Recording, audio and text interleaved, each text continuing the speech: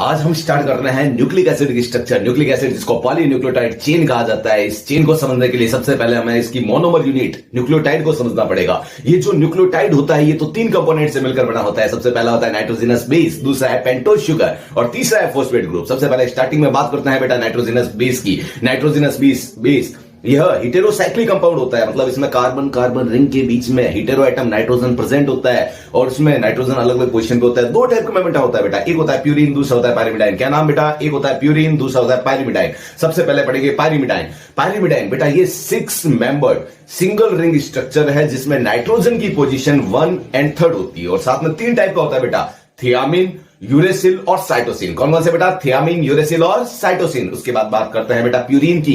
देखो ये प्यूरिन और तो कुछ नहीं होता बेटा, पायरिमिडाइन के साथ ही जब इमिडाजोल रिंग ऐड हो जाती है तो उसका नाम प्यूरिन हो जाता है। और purine 9 membered double ring structure बनाता है जिसके अंदर नाइट्रोजन की पोजीशन 1379, क्या बेटा? 1379 हो जाती है।